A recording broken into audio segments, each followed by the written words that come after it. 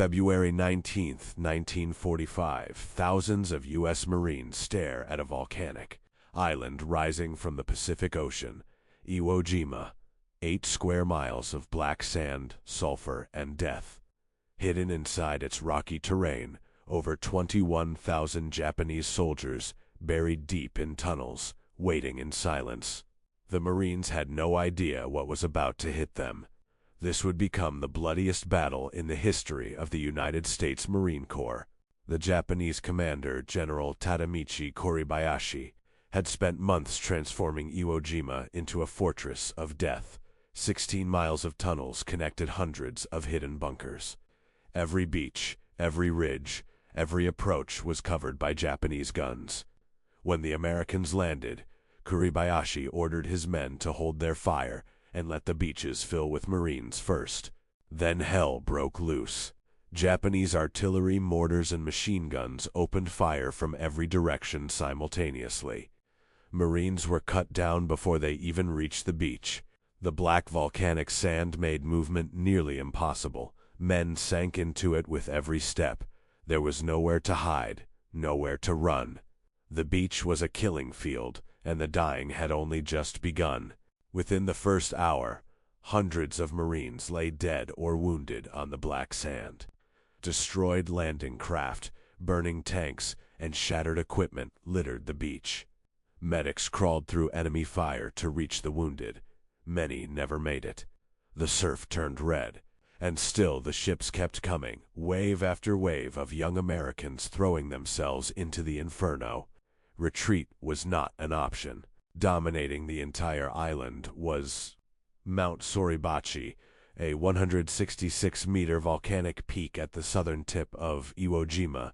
From its summit, Japanese observers could direct artillery fire onto every inch of the beach below. As long as Suribachi stood in enemy hands, every Marine on the island was a target. Taking that mountain became the first desperate priority. 4 days of savage fighting. 4 days of crawling through enemy fire, destroying bunker after bunker with flamethrowers and grenades. Finally, on February 23rd, a patrol of Marines reached the summit of Mount Suribachi. They raised a small American flag, and a roar erupted from thousands of men below. Secretary of the Navy James Forstall watched from a ship and declared, "This flag raising means a Marine Corps for the next 500 years." But the flag on Suribachi was a moment of hope in an ocean of horror. The real battle had barely started. To the north lay the most heavily fortified terrain on the island, a labyrinth of ridges, ravines, and rocky outcrops that the Marines called the meat grinder. Inside every cave, behind every rock, Japanese soldiers waited with orders to fight to the last breath. Not one step back, not one surrender. The fighting that followed defied description. Marines advanced yard by yard, sometimes just feet per day. Japanese soldiers refused to retreat. They fought from tunnels, emerged behind American lines, launched suicidal night attacks. Flamethrower teams became the most feared weapon on the island, burning out bunker after bunker. The smell of sulfur mixed with smoke and death hung over everything like a permanent fog of war. The casualty figures were staggering. Field hospitals overflowed with the wounded. Surgeons operated without rest for days. Blood plasma ran dangerously low. Marines who survived one assault were sent straight back into the next. Many men simply broke down, not from cowardice, but from witnessing horrors no human mind was built to absorb. Combat fatigue claimed hundreds who had survived Japanese bullets. Iwo Jima was one of the first Pacific battles where American casualties exceeded Japanese losses in the opening days. Admiral Chester Nimitz would later say something that shocked the entire nation. Uncommon valor was a common virtue. Every single Marine on that island, living or dead, had shown a courage that went beyond any order, any training, any expectation. They simply refused to stop. Supply ships circled the island around the clock. Ammunition, food, water, and reinforcements poured onto the beaches under constant enemy fire. Japanese artillery crews, themselves starving and running low on shells, kept fighting with whatever they had left. General Kuribayashi had promised the emperor that every American would pay dearly for every meter of Japanese soil. He was keeping that promise. The northern plateau of Iwo Jima became known as the most dangerous place on Earth. Hills with names like Hill 362 and Nishi Ridge became graveyards. Marines attacked the same positions day after day, losing dozens of men each time, only to find the Japanese had disappeared back into their tunnels overnight, ready to fight again at dawn. It was a battle against an enemy that simply would not die. General Kuribayashi knew from the beginning that Iwo Jima could not be held forever. His strategy was not victory, it was maximum American casualties. Every day his men held out was one more day of bleeding the enemy. He radioed Tokyo with updates as his garrison shrank from 21,000 to a few hundred desperate survivors. Japan celebrated his defense as the greatest act of sacrifice in the entire war. By mid-March, organized Japanese resistance was finally collapsing. Ammunition was exhausted. Food and water were gone. Hundreds of wounded Japanese soldiers lay dying in tunnels with no medical care. Yet small groups kept fighting, emerging from hidden caves to attack American supply lines, refusing every offer of surrender. For the Japanese warrior, death in battle was not tragedy. It was the highest possible honor.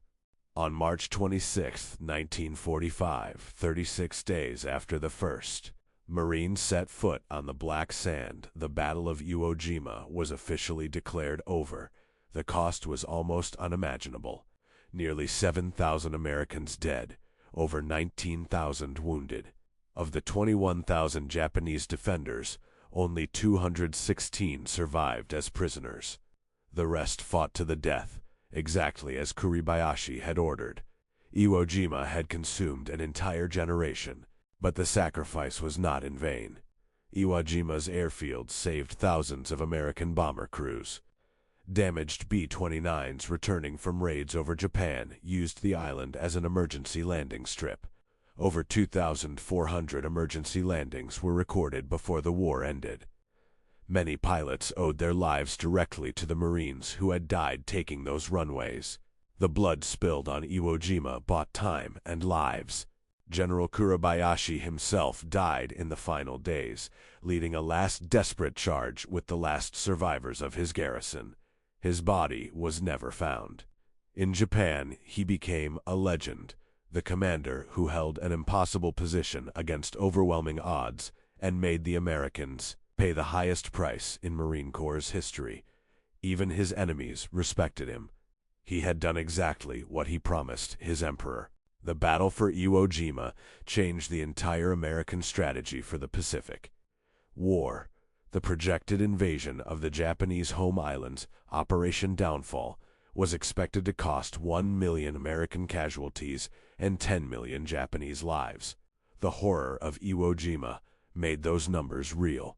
It was one of the key factors that convinced President Truman to use the atomic bomb and end the war before that invasion ever happened. Today, the black sand beaches of Uljamar are silent. The island, now called Ugdo, is closed to the public and serves as a Japanese military base. Every year, American veterans and Japanese survivors return together for a joint memorial ceremony. Former enemies standing side by side honoring the dead of both nations, because on Iwo Jima, courage knew no nationality, only sacrifice. 8 square miles of volcanic rock, 36 days of pure hell, nearly 26,000 casualties on both sides. The Battle of Iwo Jima stands as one of the most ferocious, most costly, and most heroic battles in the history of warfare. The men who fought and died on that island deserve to be remembered, not just as soldiers, but as human beings who gave everything they had. If this video moved you, subscribe to BattleAndEmpire. Their story must never be forgotten.